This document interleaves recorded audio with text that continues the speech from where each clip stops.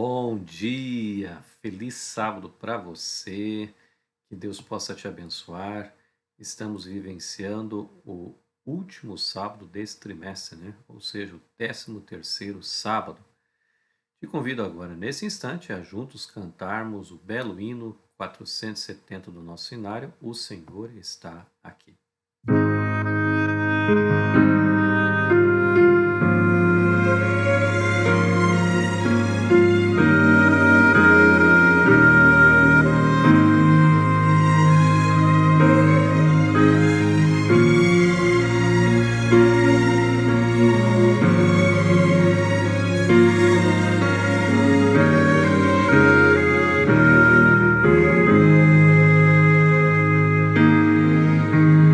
O Senhor está aqui.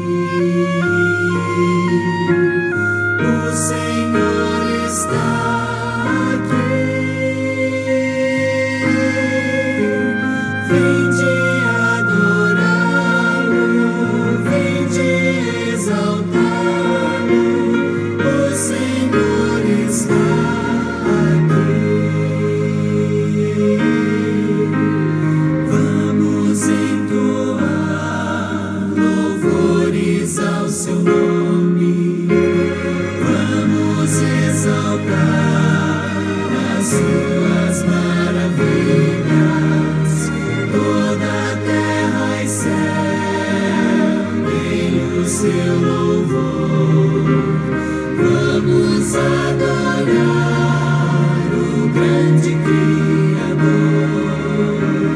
O Senhor está aqui.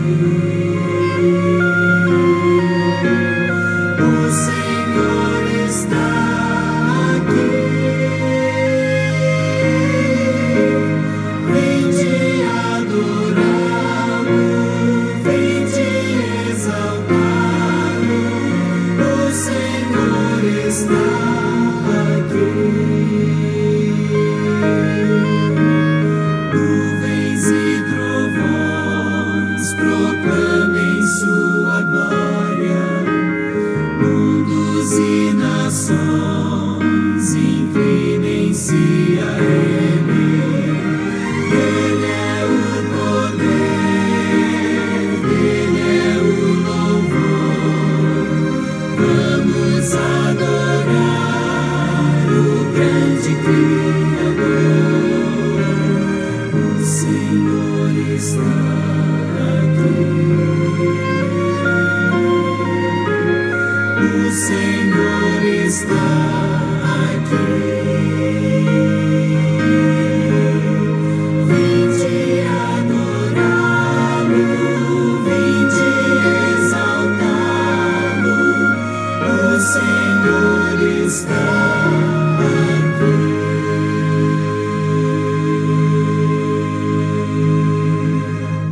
Amém, né? O Senhor com certeza está aqui conosco neste momento. Oremos. Bom Deus, bom Pai, te louvamos por mais um momento especial do programa da Escola Sabatina. Que o Senhor esteja conosco, em nome de Jesus. Amém. Todos os sábados nós temos esse momento especial do Informativo Mundial das Missões. E para esse trimestre, né, nós estamos aí ouvindo relatos da divisão euroasiática, né? E temos com certeza, né, assistido vídeos maravilhosos desta parte do mundo. E não é diferente hoje, né? Nós vamos assistir mais um informativo, né? Ensine-nos a orar, né? Com a Natália. Vamos assistir.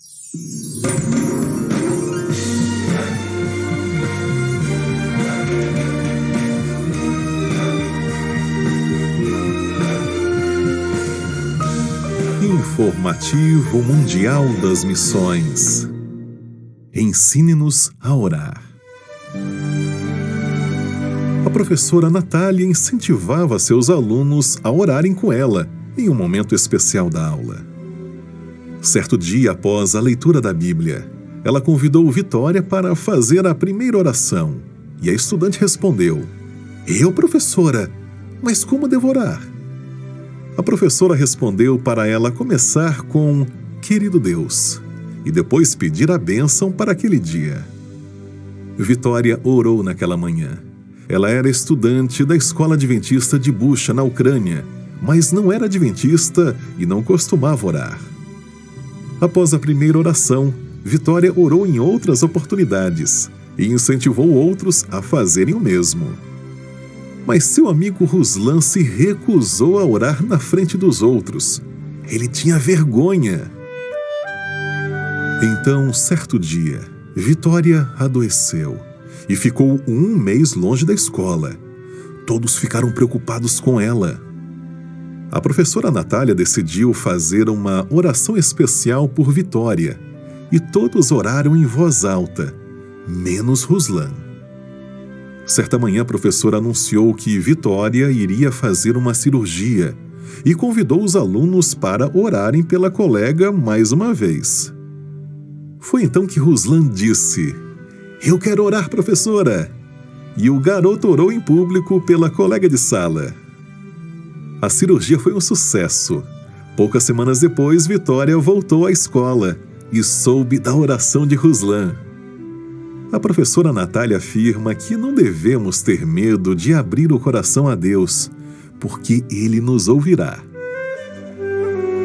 A oferta deste trimestre irá ajudar a escola onde Natália trabalha a ter um prédio próprio. Atualmente, essa escola adventista utiliza salas emprestadas da Universidade Adventista de Bucha, na Ucrânia.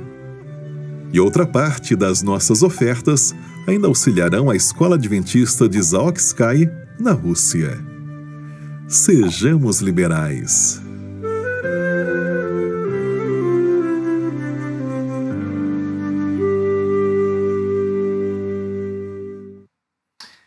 A oração, todos nós sabemos que ela tem poder, né? E estão aí também os projetos, né? São vários os projetos aí para esta missão. E nós podemos, através do que, amados irmãos e amigos, né, que me assistem, nós podemos, através das nossas ofertas, né, ajudar a estas pessoas a terem histórias, as suas histórias, né, contadas através do informativo mundial das missões. Nessa época de pandemia, né, este aplicativo, o SeveMe, tem sido realmente uma grande bênção. E você com certeza, né, pode utilizar. Se você ainda não tem, baixa aí no seu smartphone e você vai ver como é simples de usar e você então vai poder ajudar, né, para que essa história maravilhosa que acabamos de ouvir possa ser uma realidade na vida de outras pessoas, né? Muito bem, nós vamos agora ouvir uma mensagem musical através do Fernando Iglesias.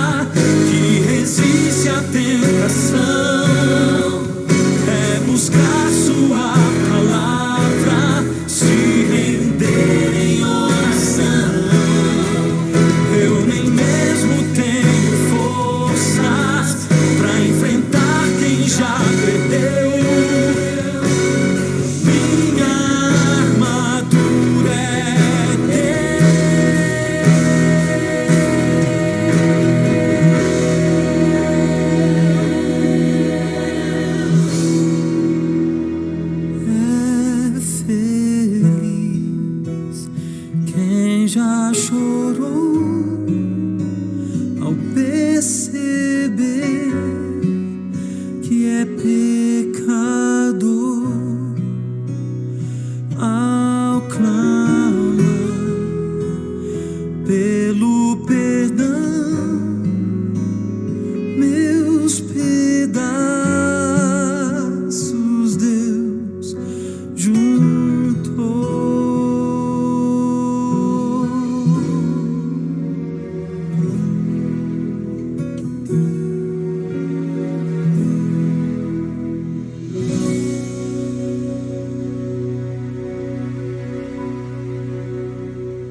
Amém. Deus seja louvado por essa linda música e, com certeza, né, nos fala exatamente de que Deus está pronto a nos perdoar, a estar conosco em todos os momentos, né, da nossa vida. E isso realmente é uma grande bênção, né?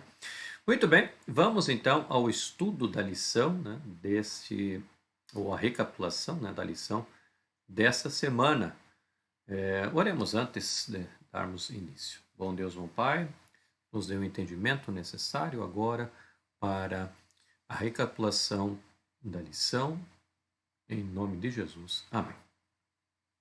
Muito bem, aí vem, né, o título: A Renovação do Planeta Terra. E vem esse verso maravilhoso, Isaías 65, verso 17. Pois vejam, criarei novos céus e nova terra, e as coisas passadas não serão lembradas, jamais virão à mente. Esta é a promessa de um Deus maravilhoso, de um Deus que está, né, pronto a voltar a esta terra. Tome aí a sua lição, né? Eu também tomei aqui a minha lição. Nós vamos agora à parte aí de domingo, né?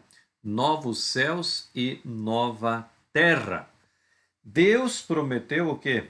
Uma nova criação.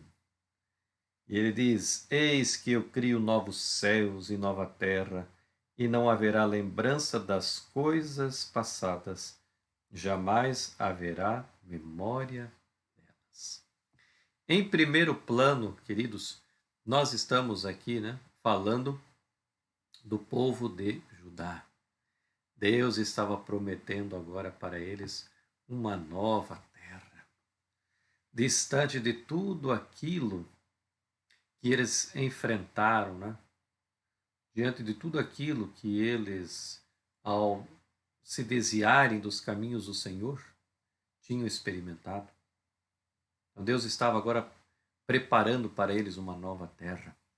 Mas em segundo plano, nós podemos dizer que Deus está criando novos céus e nova terra para cada um de nós, para nós que cremos nas Sagradas Escrituras, cremos que o Senhor voltará a esta terra.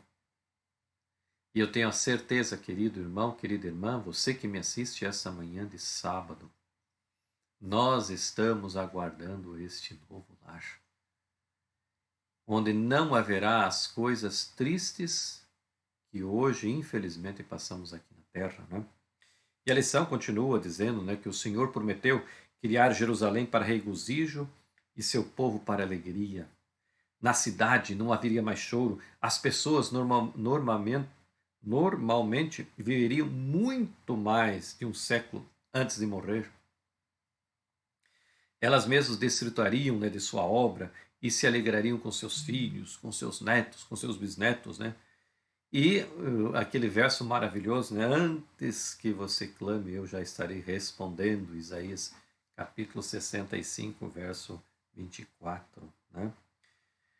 Sabe, infelizmente, eles teriam tudo isso, mas a morte ainda existiria entre eles, lógico, né? Afinal de contas, eles estavam ainda, né, no mundo do pecado, e o salário do pecado é a morte. Mas, novos céus e nova terra que o Senhor está criando, a morte não existirá mais, né? Então, até o momento, o texto, ele apresenta uma imagem de uma vida longeva e tranquila na terra prometida. Porém, embora as pessoas pudessem viver mais ali, elas ainda o quê? Morreriam. No primeiro Primeiro, o contexto, né, dessa passagem bíblica, quando Jesus fala, né, o Deus fala, eis que crio novos céus e nova terra, está falando ali para o povo de Judá. Eles viveriam mais. Teriam mais, quem sabe, qualidade de vida, mas ainda morreriam. Onde estaria então a transformação radical da natureza tão esperada como a criação de novos céus e nova terra? O verso seguinte, ele revela: o lobo e o cordeiro pastarão juntos, e o leão comerá palha como boi, pó será comida da serpente, não se fará nenhum dano ou mal algum em todo o meu santo monte, diz o Senhor. Isaías 65, verso 25. Então aqui a lição nos diz, né, que para os carnívoros, né, como os leões, se tornarem vegetarianos, é possível ou é necessário, né, muito mais do que uma aula de culinária vegetariana. Né? Isso requer o quê? Uma recriação para restaurar o mundo ao seu estado ideal, como foi feito lá no Jardim do Éden. Então, quando Isaías 65, Deus apresenta, né, novos céus e uma nova terra como um processo, e nessa primeira etapa, né, começaria com a recriação ali de Jerusalém. Depois, né, haveria paz no Santo Monte. Né? As imagens usadas ali em Isaías capítulo 11 são semelhantes também às que nós encontramos lá no capítulo, mais para frente, capítulo 65, né? Quando diz: o lobo habitará com o cordeiro, o leão comerá palha como boi. Né? Embora o Santo Monte do Senhor começasse com o Monte Sião em Jerusalém, esse era o quê? Apenas um precursor, um símbolo do que Deus prometeu fazer. Em última análise, em um mundo novo, com o seu povo o quê? Redimido. E eu pergunto, você está ansioso por esse novo mundo? É teu desejo, né, habitar nesse novo mundo que Deus está criando para cada um dos seus filhos, daqueles que lhe são obedientes? Né? Indo agora para a parte de segunda-feira, né, o subtítulo aí, imã divino. E quando nós lemos aí Isaías 66, do verso 1 até o verso 19, né, nos diz aqui que Deus, ele rejeitaria os hipócritas, os rebeldes, mas consolaria os humildes e os aflitos de coração. Então, amados irmãos, Deus sente compaixão daqueles que são humildes e estão aflitos. Então, nesta manhã, talvez você esteja passando por essa situação. Seja humilde o suficiente para entender que Deus está guiando a sua vida, embora você muitas vezes não esteja entendendo por que isso aconteceu em minha vida, porque estas coisas sobrevieram a mim. Se formos humildes o suficientes, entenderemos que há um propósito para todas as coisas, mesmo para a morte. Então, por meio do profeta, Deus reiterou, né, o apelo e a advertência que permeiam então o livro de Isaías, desde o seu início até o seu final. Né? Ele restauraria e salvaria os humildes, né, que temiam, né, adiante da sua palavra. E lá em Isaías 40, verso 1, ele consolaria, né, mas destruiria aqueles que se rebelassem contra ele. E havia, né, aqueles rituais extremamente hipócritas. Só vou fazer para me aparecer, ou então para que ninguém possa me dizer que eu estou longe da religião ou coisa parecida. É mais ou menos como aqueles, né, irmãos que infelizmente vão na igreja só por irem, mas não vão com aquele espírito de adoração. Né? Também ali estão incluídos, né, os que praticavam abominações pagãs. Felizmente haviam muitos que faziam isso, né? E eram praticadas lá no templo de Jerusalém. Né? Então os rituais, as ofertas, né, e tudo aquilo que podemos fazer para o Senhor não tem valor a não ser que a nossa vida seja transformada no Senhor. Então é bonita a doxologia, é bonito, né, fazer isso, aquilo, outro na igreja. Mas, amados irmãos, se nós não estivermos com o nosso coração ligado a Deus, isso não tem valia nenhuma, né? E é interessante, amados irmãos, que após a destruição de seus inimigos, Deus revelaria sua glória de modo a se tornar como o quê? Como um imã para atrair as pessoas a Jerusalém. Esse era o propósito inicial de Deus, né? Ele gostaria tanto que o povo de Judá, né, respondessem aquilo que Deus havia pedido a eles, para que eles fossem realmente um imã para chamar a atenção às pessoas, para atrair essas pessoas a eles, a Deus, né? Mas infelizmente, né, isso não foi possível. Eles não atraíam pessoas para Deus, né? Pergunto, será que hoje nós somos imãs que atraem pessoas para o Evangelho? Né? Pense bem nisso.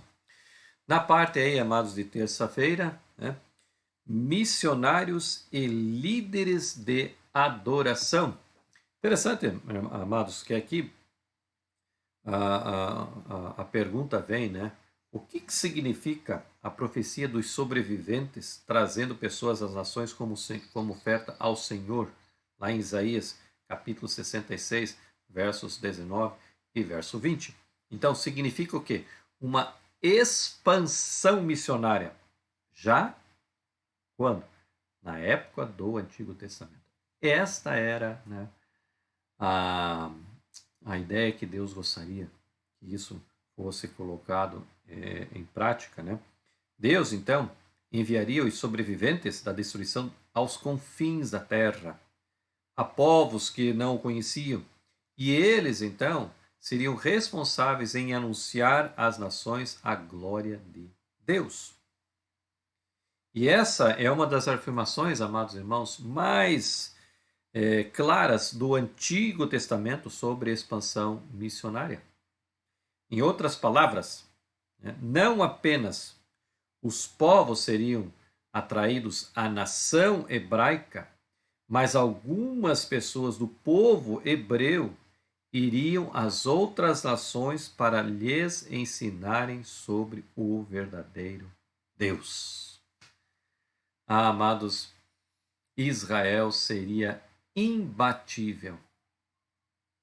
Mas sabe, amados, a seara é grande e são poucos os ceifeiros. E naquela época também não era diferente, né? Embora, né, tenha havido uma expansão missionária dos judeus entre os dias do retorno do exílio e os dias de Cristo, os primeiros cristãos espalharam o evangelho rapidamente e em grande escala. Então, houve um avanço do evangelho mais nos tempos de Cristo do que no tempo do Antigo Testamento, né? Então, é interessante que agora, né, como a lição nos diz, em referência à ideia de que as pessoas poderiam ser apresentadas como uma espécie de oferta a Deus, observe a dedicação muito anterior, né, dos levitas como oferta movida diante do Senhor da parte dos filhos de Israel e seriam para o serviço do Senhor. Então lá, em Isaías capítulo 66, 21, né, aqui nos fala sobre alguns para sacerdotes e para levitas, né? Então, alguns destes povos que não pertenciam à aliança também seriam o quê? Escolhidos para serem sacerdotes. Olha que interessante. Deus estava agora ampliando, né? Então se refere a todos os seus irmãos dentre todas as nações, né? Esses são os gentios, alguns dos quais Deus escolheria para serem, né, líderes de adoração. Na parte aí, agora, amados, de quarta-feira, vem aí o subtítulo, né? comunidade de fé. E é interessante, amados, que os israelitas eram o quê? Segundo o Êxodo, capítulo 19, 6. Eles eram o quê? Reino de sacerdotes e uma nação santa, né? Possuindo então sacerdotes especiais designados para representá-los como líderes de adoração. Mas, no futuro, o que iria acontecer? Alguns gentios, ou seja, pessoas que não faziam parte, né, do povo israelita, eles também seriam líderes de adoração. E aí nós encontramos, né, por exemplo, em Mateus 28, 19, quando existe a ordem de nós irmos a todo mundo. Ora, ir a todo mundo e fazer discípulos, esses discípulos, né, não seriam judeus, porque são pessoas de outras nações. Lógico. E então, esses discípulos passariam agora a serem líderes de adoração na nação, no país, no vilarejo onde moravam, né? Atos 26, 20 nos diz isso, Gálatas 3, 28, né? Então, não haveria mais distinção entre judeu, né, e gentios, mas todos seriam povos do Senhor, né? Então, como a lição aqui traz entre aspas, né, na nova ordem mundial de Deus, os gentios não apenas se uniriam ao seu povo, né, mas também seriam parceiros, e notem, em igualdade com judeus, em uma comunidade de fé que seria o que? Um sacerdócio real. Então, tanto judeus como gentios teriam ou estariam no mesmo patamar, né?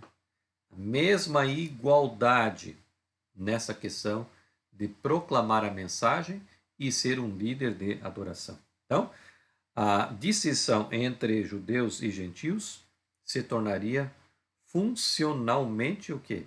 Irrelevante, né?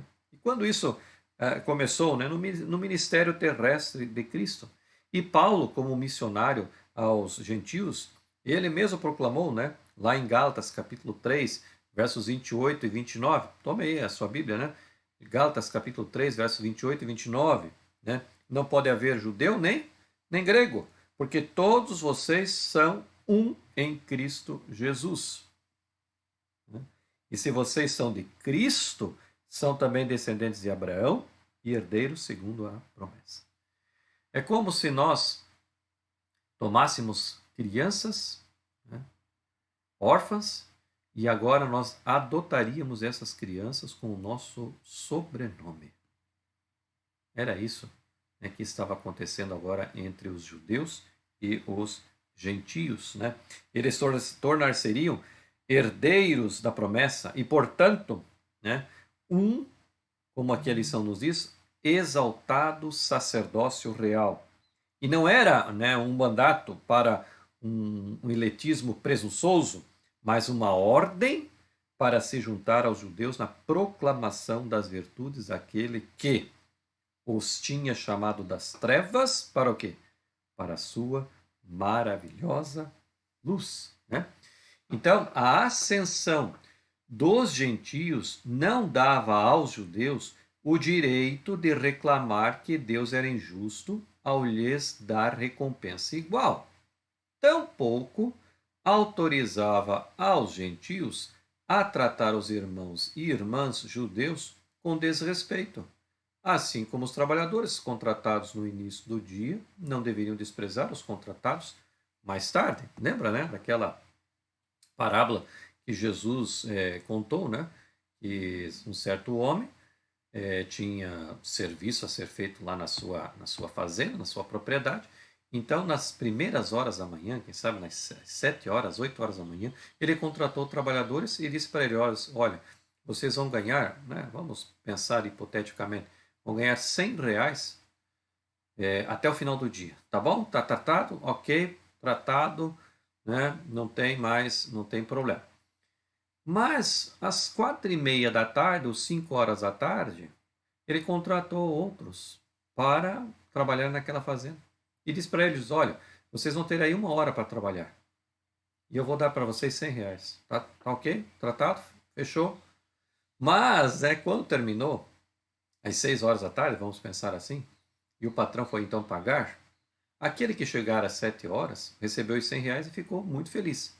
Mas quando ele percebeu que o que chegou às 5 horas recebeu o mesmo valor que ele ficou meio indignado. E ele foi reclamar. Eu até iria reclamar, né? Mas depois a gente entende uma coisa. Que o patrão chegou para ele e disse assim: mas por que você está reclamando? Eu não combinei com você R$ 100 o dia? Sim, combinou R$ 100. Então, e eu não estou te pagando os R$ 100 direitinho como eu combinei? Sim. Pois é. Esse que entrou às 4 horas, eu combinei com ele R$ 100 também. E quem vai pagar sou eu, não é você. Então, eu combinei com você e estou fazendo exatamente aquilo que eu combinei com você. Como o seu colega que chegou às 4, às 5 da tarde, eu combinei com ele R$ 100. Então, não estou sendo injusto de forma alguma. Estou pagando exatamente aquilo que você, ou que nós tratamos lá no início do dia. Então a gente entende aí que o judeu agora não precisava ficar aí enciumado, né? Ou pensando assim: puxa vida, mas nós temos aí séculos, né, como povo de Deus. Nós é que devemos tomar a dianteira da pregação do evangelho, coisa parecida. Agora vem esses gentios aí. Não. Eles estavam incluídos agora na promessa. Mas isso também não fazia, né, com que os gentios agora pensassem, né, que estavam aí com a bola toda. Né? Agora nós somos os mandatários e assim por diante. Não. Ambos, judeu e grego, o gentio, né, não existiam mais, vamos dizer assim, no âmbito espiritual, no âmbito de igreja, no âmbito de sinagoga. Todos eram agora iguais. E todos tinham direitos e deveres iguais na pregação do evangelho, né? Porque o mesmo Paulo, ele escreveu ali em Romanos capítulo 11, versos 17 e 18, né? Olha, o texto diz assim, ó: se, porém, alguns dos ramos foram quebrados, e você, sendo oliveira brava, foi enxertado no meio deles e se tornou participante da raiz e da seiva da oliveira, não se glorie contra os ramos. Então, quem é essa oliveira, né? É Jesus. E então ela tem vários ramos, e esses ramos eram quem? Os judeus, o seu povo. Mas agora foram enxertados outros ramos, que eram gentios.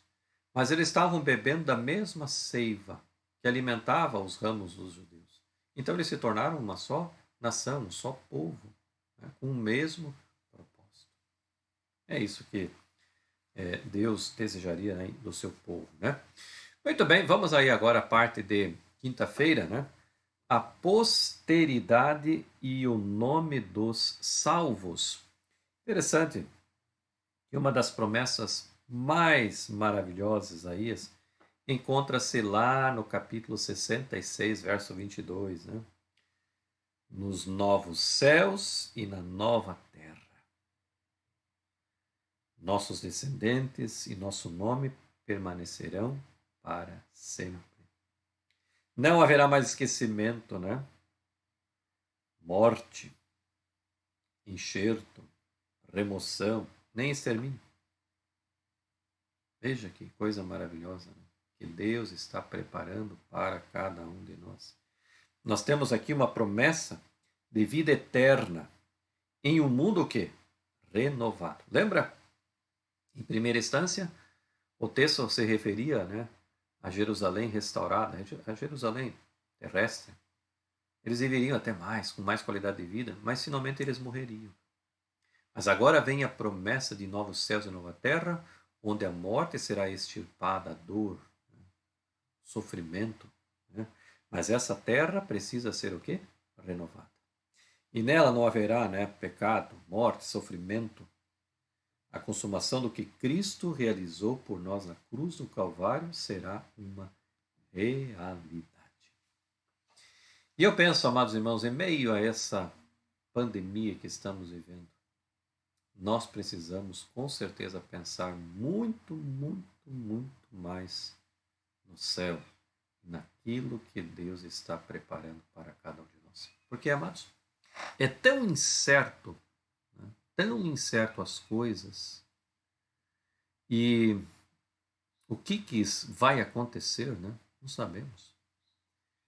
Vieram várias variantes ou cepas, né, como chamam, desse coronavírus, que a gente não está mais nem conseguindo entender como é que esse mundo ficará, né? Então, o nosso pensamento deve se voltar para onde, irmãos? Deve se voltar para o céu, né? Onde Deus está preparando para cada um de nós, né? E é interessante que Isaías, amados, aponta para o cumprimento final, a destruição dos pecadores, de Satanás e da morte no lago de fogo, após o qual haverá um novo céu e o quê? E uma nova terra. Haverá uma nova existência com vida eterna para todos os que forem remidos da terra. Ah, amados irmãos, que momento feliz e especial está por vir. E quero vos afirmar, queridos, que esse momento não está distante. Pelo contrário, está muito próximo de acontecer. Estamos com certeza vivenciando o fim do tempo do fim. Estamos vivendo realmente, né, o fim do tempo do fim. Na parte aí, amados, de sexta-feira, né, nós encontramos, né, alguns textos bem significativos. Nos diz aí, por exemplo, e ao transcorrerem os anos da eternidade, trarão cada vez mais abundantes e gloriosas revelações de Deus e de Cristo. Quanto mais tempo nós passarmos lá no céu, mais maravilhas iremos saber de Deus e de Jesus, né? Assim como o conhecimento é progressivo, também o amor, a reverência e a felicidade aumentarão.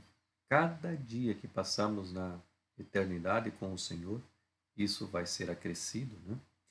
Quanto mais as pessoas aprenderem a respeito de Deus, mais admirarão seu caráter. Ao Jesus lhes revelar as riquezas da redenção e os impressionantes feitos do grande conflito com Satanás, o coração dos resgatados baterá com a mais forte devoção e com alegria mais arrebatadora dedilharão as harpas de ouro e milhões de vozes se unirão para avolumar o poderoso coro de louvor. Ah, amados, lá no céu não existirão desafinados e nem quem não saiba tocar uma harpa. Eu estava percebendo, né? Eu estava vendo um vídeo algum tempo atrás, uma pessoa tocando harpa, um harpista. Olha, queridos, não é simples, não. Não é tão fácil assim. Mas lá no céu, nós iremos nos juntar a um coral maravilhoso, coral perfeito, 100 pessoas desafinando, e vamos tocar a nossa harpa também, né? E aí, amados, vem um texto, que é o texto que encerra o livro O Grande Conflito. E de uma forma muito maravilhosa, o autor dessa lição, né, o Evangelho de Isaías, né, vamos pensar assim, ele conclui o seu estudo, né, a sua lição. Então ele diz assim, Sr. White, O Grande Conflito, página 678. É o último texto do livro O Grande Conflito. O grande conflito, o quê? Terminou. Pecado e pecadores não mais existem. Amém? O universo inteiro está purificado. uma única pulsação de harmonia e felicidade vibra por toda a vasta criação. Daquele que tudo criou, emana vida, luz e alegria por todos os domínios do espaço infinito. Desde o minúsculo átomo até o maior dos mundos, todas as coisas, animadas e inanimadas, em sua serena e perfeita alegria, declaram que Deus é amor. Ah, queridos, Deus está preparando novos céus e nova terra para cada um de nós. E Ele está convidando a você e a mim, né, para estarmos nesse lugar maravilhoso. E resumindo então o estudo dessa semana, né? Isaías apresentou uma visão de alcance impressionante. Deus purificaria e restauraria sua comunidade de fé e aumentaria suas fronteiras para abranger todas as nações. Por fim, a recriação da comunidade levaria à recriação no planeta. Sua presença seria o consolo do povo. Que bênção, queridos irmãos, que Deus está preparando para cada um de nós. Nesta manhã, eu convido a você a fazer parte, né, desse povo que um dia adentrará a Canaã celestial. Foi maravilhoso, amados irmãos, durante todo esse trimestre, né, estudarmos essa preciosa lição e chegarmos então à conclusão de que um dia Deus irá restaurar nossa vida e nos dará novos céus e nova terra, né? Muito bem, para hoje à tarde já, tá, irmãos? Hoje à tarde já começa a nova lição, né? A promessa, a aliança eterna de Deus, segundo trimestre, né, do ano 2021. Eu pergunto, né, que aliança eterna é essa? Que promessa é essa que Deus está fazendo, né?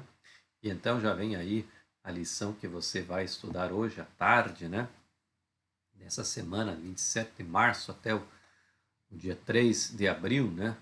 O que aconteceu? Olha quanta curiosidade, né, para essa nova lição. Então eu te convido a você hoje à tarde, após aí culto pela manhã, após você ter almoçado, após você ter tirado uma sonequinha, não esqueça então de estudar a sua lição e também aí, né, para aqueles que não estão indo à igreja, responderem o seu CRM para que possamos ter uma escola sabatina forte, né?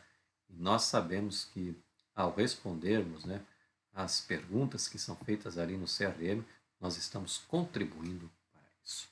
Então que Deus realmente possa te abençoar para que possamos continuar estudando a palavra de Deus, né, e colocando em prática as suas verdades. Vamos orar? Bom Deus, bom Pai, muito obrigado pelo estudo durante todo esse trimestre do livro de Isaías. E que final maravilhoso encontramos, né? O final de que a morte será extirpada para sempre, o pecado, e nós viveremos numa pátria celestial que o Senhor tem preparado para cada um de nós. Mas até que lá chegue esse dia, que nós possamos continuar a nossa vida de temor ao Senhor, que possamos trabalhar para que pessoas possam conhecer a Jesus. E te pedimos, ó Deus, que venhas o quanto antes a esta terra, nos tirar desse lugar onde hoje a morte está tão próxima. Que o Senhor alcance o coração de cada um de nós. Dá-nos um sábado muito feliz, um culto divino abençoado. Dá-nos um sábado à tarde abençoado também. E daqui a algumas horas, que o Senhor esteja conosco em uma nova semana, em nome de Jesus. Amém. Muito bem, amados irmãos, chegamos então ao final, né, do programa, né, da lição da Escola Sabatina. E nós estamos realmente muito felizes, né? Porque Deus esteve conosco durante todo esse trimestre. Que Deus possa te abençoar, que Deus possa estar com cada um de nós e compartilhe, né, esse programa e os demais programas que nós temos, né, o culto evangelístico aos domingos, os cultos de quarta-feira, os programas da Escola Sabatina através do YouTube. Promova isso, compartilhe, para que mais pessoas possam conhecer a verdade e também, né, você que está em casa por causa da pandemia, você possa ter acesso e ter esses momentos especiais.